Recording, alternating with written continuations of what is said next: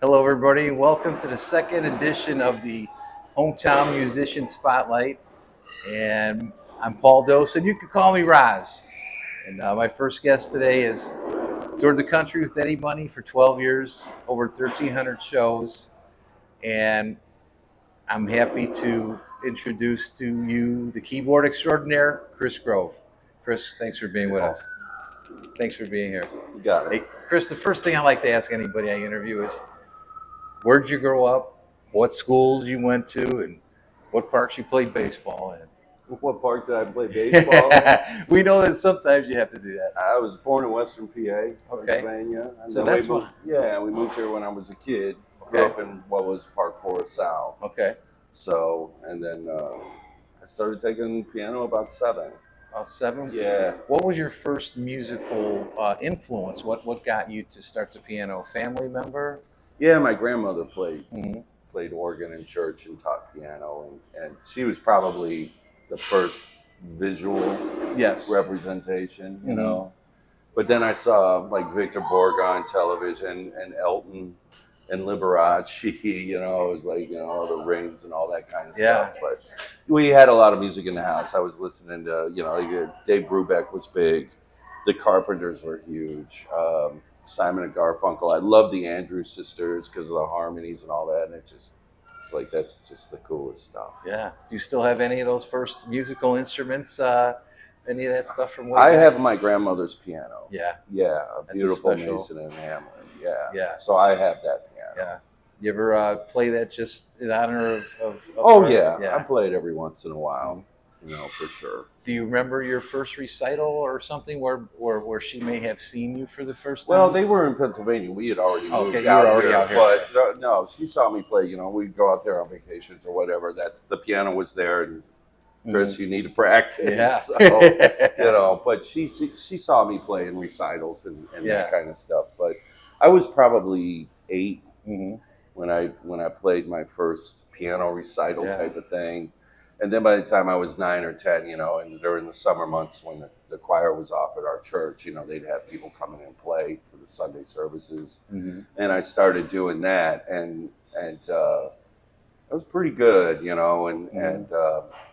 I remember probably the first time I got applause was in church of all places, and once that bites you, you're done. Then you're just chasing the dragon. You went right to my next question. I wanted to ask, when was that one moment when you kind of realized that, this is your calling, that I am going to be a musician? I don't know if I thought I was going to be a musician per se, but I Yeah. just dug it. Yeah. I love the piano. I'm sure that there was probably plenty of times when I didn't want to practice. Yeah. But I did. I just dug the music. I mean, it wasn't anything about being successful or anything thinking about money. You just enjoyed playing, Yes. and then you'd see, the people you looked up to on TV or whatever, and you were just thinking, oh, wouldn't that be cool? You weren't thinking about, how do I get there? Yeah. What is this? What is that? So. Well, that's one thing I like about you. You're pretty humble, and I know you don't want to, but Yeah, but I'm leading up- wearing sunglasses. Yeah, so yeah. I'm not being all that humble. Yeah. So you find this music thing, you get the music bug, and here it is, Yeah. 1996. You're joining Survivor, a local a band. What did it feel like just to be joining a big local band for the first time? What was that? It was pretty nuts. Mhm. I had a band together at the time, and a local bar band or whatever. We didn't play in Northwest Indiana. We were in Chicago in the western suburbs, northern suburbs. It was a really good band. Guitar player was Joel Hoekstra, who's gone on, plays with Whitesnake, the Trans-Siberian Orchestra. The drummer was Kyle Woodring, who was the drummer for Survivor at that time. Tom Welsh was the bass player who's been playing with Patti Smythe and Scandal for years and years. So it was a really good band, But there came a situation where Survivor needed a keyboard player, and Frankie Sullivan asked Kyle, do you know any keyboard players? And he said, yeah, I do.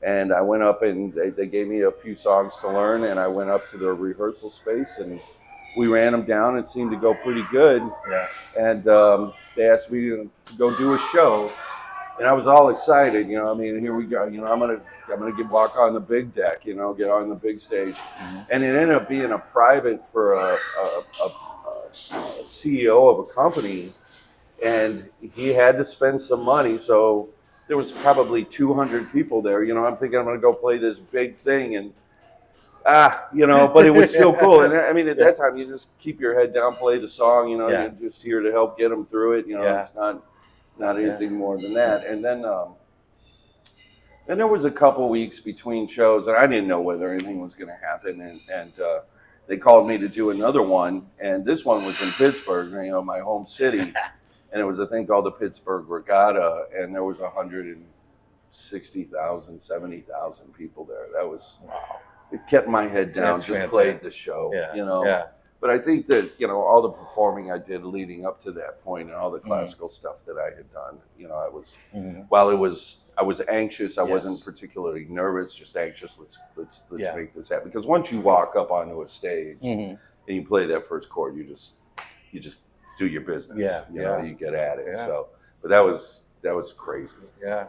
After a dozen years with them, you're then end up with Eddie, the beloved Eddie Money. Yeah, we had done a number of shows with Eddie over there, Survivor and Eddie. We did one tour in particular. It was a VH1 Classic tour, if anybody remembers VH1 Classic. Oh yeah. And it was Eddie and Loverboy and Survivor, and did a lot of dates. And I had met Eddie previously and the guys in the band, but doing that tour together, I really got to know the guys and really got to know Ed better. Yes. Anyhow. And eventually it got to the point where their keyboard player, who I'm friends with, it's funny, I'm friends with 3 other keyboard players that played with, we're all like, like we're this extended family of those that played or have played with Ed. And but their keyboard player was going to get off the road. Yeah. So I got a call. Yeah. It was I was doing rehearsals with Survivor in LA, getting ready for the year, and we did rehearsals at a place called Mates in LA, and then we were going to Phoenix. I think it was Phoenix to play a couple shows. And a buddy of mine was my buddy Joel, who was in my band, was playing with Night Ranger at this time, and he called me up and he said he was talking to Tommy Gervin. Tommy Gervin was Eddie's guitar player and musical director, and he said, I think they're going to give you a call. And knowing Tommy, we got on the plane that morning. I said, knowing Tommy, if this is really true, by the time we land, I'm going to have a voicemail. Yes. And certainly there was. And they asked me to come out and play shows. And 2 weeks later, I was on stage with them in Houston at I'm not sure if it was the Astrodome. There was a big festival going on out there. And so I scrambled like a madman to learn this huge batch of songs. And we did a sound check that day. I mean, it was a little bit more of an extensive sound check, but that was it. And just jumping in, like Tommy put it, you're not putting your feet in the fire, you're jumping into the volcano. And, we did some songs, we ran some stuff, intros, outros. Yeah. And hit the ground running. And then I was with him up until he passed away. Great story. A few years ago. So, a lot of shows, a lot of time. But it was pretty maddening. Yeah. I knew what the two, we'd have our set list, and, you knew the 2 first songs were going to happen, and, the encore songs. Everything in the middle was subject to whatever he was feeling. Yeah, you're looking, so I'd have all my keyboards set. Okay, this is the next song. He'd say, we're going to do the song, and then he'd tell a little story, and then he'd switch the song. Yes. So I'm mad, scrambling. That's awesome. So that was a crazy fun thing. Awesome story. Well, but by a the lot way, of shows. We're coming to you from Northwoods Falls here in St. John, Indiana, one of Northwest Indiana's premier music venues. Music 4 days a week throughout the summer, as well as a great menu. And every Sunday, Chris Grove is here, and he has a rotating set of guests. Today is Nomad Planets, and so I was here last year for a couple of shows, Chris, and I remember a couple of things that stood out. One day, you took one of your 12-year-old students here, and you brought him in front of his first live audience and let him play Let It Be. Yes. And then on the other end of the spectrum, probably a couple weeks later, was another student. He had to be closer to 50 years old, and he was out here. He was in the 60s. 60s, Louis, yes. yeah. So I think that's a great thing. What do you get most out of teaching? Well, I enjoy teaching. I've always enjoyed teaching, and I teach the traditional classical method. Yeah. 1, 2, 3, 4, 5, how to read, this, that, and the Yeah. other thing. But I enjoy teaching beginners and getting them excited about it, and also they understand that it takes some work too. And it's always great when they get to a plateau. They can see, they can hear their accomplishment. Yes. And I always find it's a thing that I like. The reason why I have them come out and play, because it used to be, when you go to your piano teacher or whatever, they'd have, it'd be at a music studio or at their house or whatever it may be. But once or twice a year there'd be a recital where everybody would get up and play a piece, and don't really have that so much anymore. So I think it's important that I get them to come out and play. Yeah. And then for the kids, I tell them, you get paid. Yeah. So they come up and they bonus. Play, and then they realize, I can make some money at this, So just a little added incentive. But they worked hard to be able to get there. Yeah. And it's just, to get the, it's they just practice at home. They work at home. Their family may hear it. But I think it's important for people to hear what they've done. Yes. And it's when it's they're getting ready to play in front of people for the first time. Of course, they're always incredibly nervous. Yes. But once they get done with it, they have this great sense of accomplishment. Yeah. Oh yeah. And then they get handed some money. Right. It's like it's bribery through their hard work. Yes. So Gotcha. It works out well. Well, I got 3 more questions. The last 2 are always fun questions, but this one's a little bit more. When you look at Chris Grove and your resume, but you're out here with us, what keeps you grounded?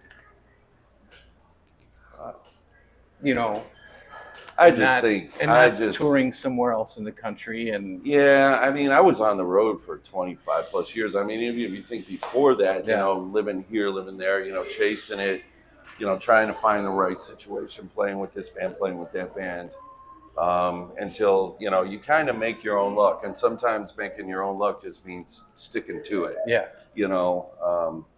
But I was fortunate to get the one shot, and I made the most of it, and it led to a really cool career and playing with a lot of people. And I've turned down some things when I was playing with Ed, some big acts, and I just love playing with Eddie. I love rock and roll. Yeah.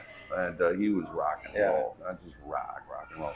But I think the thing that just sort of keeps you steady is, who were your parents? Who were your grandparents? Where did you come from?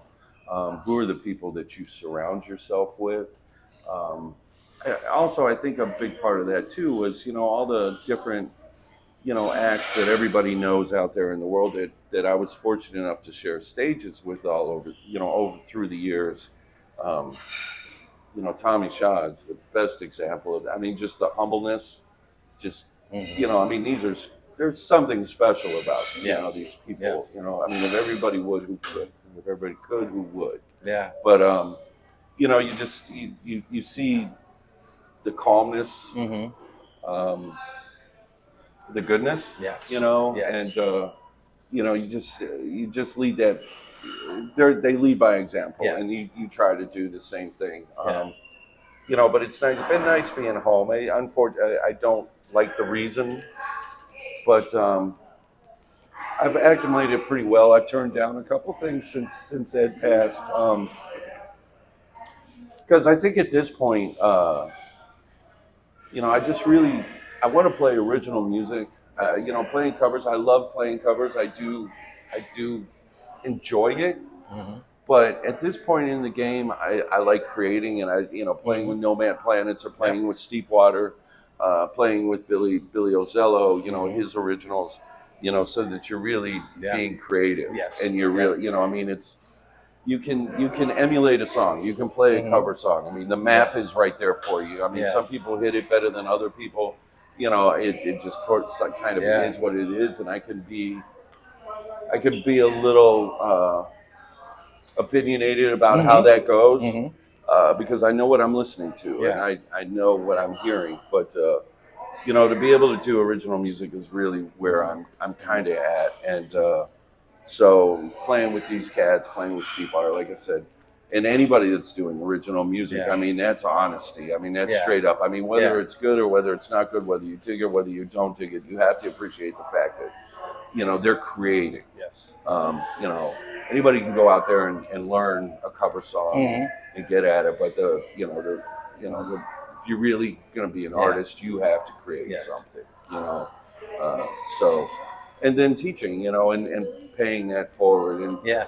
and having trying to help anybody else that's younger out, whatever I can do to encourage them to find whatever it Yes. is they're looking for and to stay the course Yeah. is really important. Great. Yeah. Well, first of the last two fun questions.